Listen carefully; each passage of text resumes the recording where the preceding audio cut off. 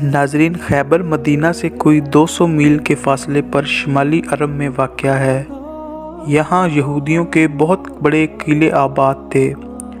جب بنو نضیر قبیلہ کے لوگ مدینہ سے جلا وطن ہوئے تو انہوں نے اسی جگہ پر قیام اختیار کیا اور اس جگہ کے یہودیوں کو اسلام اور مسلمانوں کے خلاف بھڑکانا شروع کیا۔ بنو نضیر نے جنگ احزاب میں نہ صرف قریشی مکہ اور بنو غطفان وغیرہ کے قبائل کو مدینہ پر حملہ کرنے کے لیے اکسایا، بلکہ خود بھی اس میں نمایاں حصہ لیا۔ اس جنگ میں ناکامی کے سبب وہ طاق میں تھے کہ موقع پا کر مسلمانوں کو نقصان پہنچایا جائے۔ چنانچہ خیبر اسلام اور مملکت مدینہ کے خلاف سرگرمیوں کا مرکز بن گیا۔ آخر کار انہوں نے 6 ہجری کے آخر میں اپنے ہمسایہ اور حلیف غطفان کو مدینہ پر حملہ کرنے پر آمادہ کر لیا، اور ان دونوں کی مشترکہ کوششوں سے چھوٹے قبائل بھی مال غنیمت کی لالچ میں آ کر ان کے ساتھ شامل ہو گئے۔ آپ صلی اللہ علیہ وآلہ وسلم یہود کی رگ رگ سے واقف تھے، لہٰذا آپ صلی اللہ علیہ وآلہ وسلم کی کڑی نظر تھی اور جاسوسوں کے ذریعے ان کے حالات اور منصوبوں کے متعلق آپ کو برابر اطلاعات ملتی رہتی تھی۔ یہود اور ان کے حلیف قبائل کو اگر پہلے حملہ کرنے کا موقع مل جاتا تو مدینہ کا دفاع خطرے میں پڑ جاتا۔ آپ صلی اللہ علیہ وآلہ وسلم نے یہود کے منصوبے کو ناکام بنانے کے لیے جوابی منصوبہ بنایا، جس کا مقصد یہ تھا کہ یہود اور ان کے حلیفوں کی افواج کو اکٹھا ہونے اور مدینہ کی طرف پیش قدمی کرنے کا موقع نہ دیا جائے۔ چنانچہ آپ نے جوابی کارروائی کی تیاری شروع کر دی اور محرم 7 ہجری میں خیبر کی طرف پیش قدمی کی۔ مجاہدین کی لشکر کی تعداد 1600 تھی، جن میں سے 200 سوار تھے۔ اس سال میں پہلی مرتبہ 3 علم تیار کیے گئے۔ چنانچہ رجی پہنچ کر پڑاؤ ڈالا گیا۔ یہاں غطفان اور خیبر کے درمیان فوجی اہمیت کا انتہائی اہم مقام تھا۔ اس اقدام کا مقصد غطفان سے خیبر جانے والے شاہراہ کو کاٹ دینا تھا تاکہ دونوں قبائل آپس میں بات نہ کر سکیں۔ ناظرین، خیبر کی طرف پیش قدمی کرنے سے پہلے آپ صلی اللہ علیہ وآلہ وسلم کو ان کے عقب سے حملہ کرنے کا امکان کو ختم کرنا چاہتے تھے۔ آپ نے ان کے متوقع حملے کے پیش نظر اپنے لشکر کی صف بندی دفاعی انداز میں کی۔ بنو غطفان کو یہ اطلاع مل چکی تھی کہ مسلمان خیبر پر حملہ کرنے کے لیے آ گئے ہیں۔ ان پر عقب سے حملہ کرنے کی غرض سے مسلح ہو کر نکلے، لیکن جب انہوں نے رجی کے مقام پر مسلمانوں کو دفاعی مورچہ بند دیکھا تو حیران رہ گئے۔ اب ان کے لیے حملہ کرنے کا کوئی امکان نہیں تھا۔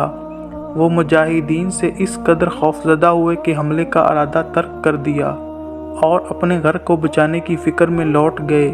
چونکہ بیک وقت 2 محاذ کھولنا آپ صلی اللہ علیہ وآلہ وسلم کی عسکری حکمت عملی کے منافی تھا، لہٰذا آپ صلی اللہ علیہ وآلہ وسلم نے منصوبے کے مطابق خیبر کے فتنے کو ختم کرنے کا ارادہ فرمایا اور رجی کے مقام پر حضرت عثمان کو نگران بنایا اور خود فوج لے کر خیبر تشریف لے گئے۔ یہود چونکہ بڑی احتیاط اور خفیہ طور پر بنو غطفان سے مل کر مدینہ پر حملہ کی تیاری کر رہے تھے، لہٰذا انہیں گمان بھی نہیں تھا کہ مسلمانوں کو ان کے منصوبہ کی اطلاع مل جائے گی اور وہ پھر اتنی تیزی سے خیبر پر حملہ بھی کر دیں گے۔ انہوں نے اچانک اسلامی لشکر کو دیکھا تو حیران رہ گئے اور اس قدر مرعوب و خوفزدہ ہوئے کہ قلعوں میں بند ہو گئے۔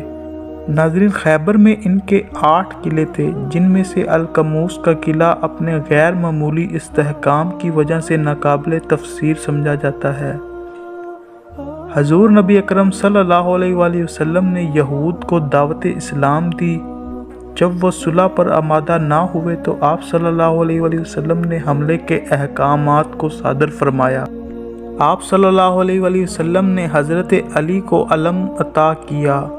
وہ میدان میں نکلے تو ان کے مقابلے میں مرحب آیا، جو قوت اور دلیری میں سارے عرب میں مشہور تھا، لیکن حضرت علی علیہ السلام نے اسے قتل کر دیا۔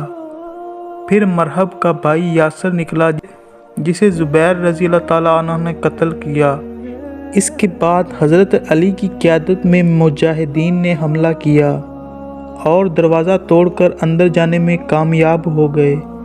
اس معرکے میں حضرت علی نے بھی غیر معمولی جرأت اور بہادری کا مظاہرہ کیا۔ یہود حملے کی تاب نہ لا سکے تو انہوں نے ہتھیار ڈالے اور صلح کی درخواست کی، جسے آپ صلی اللہ علیہ وآلہ وسلم نے قبول فرما لی۔ آپ صلی اللہ علیہ وآلہ وسلم چونکہ پیغمبر رحمت ہیں، اس لیے یہود کے ساتھ آپ بہت مہربانی سے پیش آئے اور خیبر کی اراضی نصف بٹائی کے قاعدے پر ان کے پاس رہنے دی۔ اہل فدق نے جب خیبر کے یہود کا حال سنا تو انہوں نے بھی ایسی ہی شرائط پر صلح کر لی۔ یہودی فتنے کے خاتمے کے ساتھ تحریک اسلام کی راہ میں سب سے بڑی رکاوٹ دور ہو گئی۔ اس پر ترقی کے دروازے کھلتے چلے گئے۔ مسلمانوں کی معیشت پر بہت خوشگوار اثرات مرتب ہوئے۔ ناظرین، یہ قلعہ آج بھی مدینہ سے 200 میل کے فاصلے پر شمالی عرب میں واقع ہے۔ مجھے امید ہے آپ کو آج کی ویڈیو سے کچھ نیا جاننے کو ملا ہوگا۔ اگر آپ کو ویڈیو پسند آئی ہے تو لائک کر دیں۔ اب میں ملوں گا آپ سے ایک ایسی ہی نئی ویڈیو میں، تب تک کے لیے اللہ حافظ۔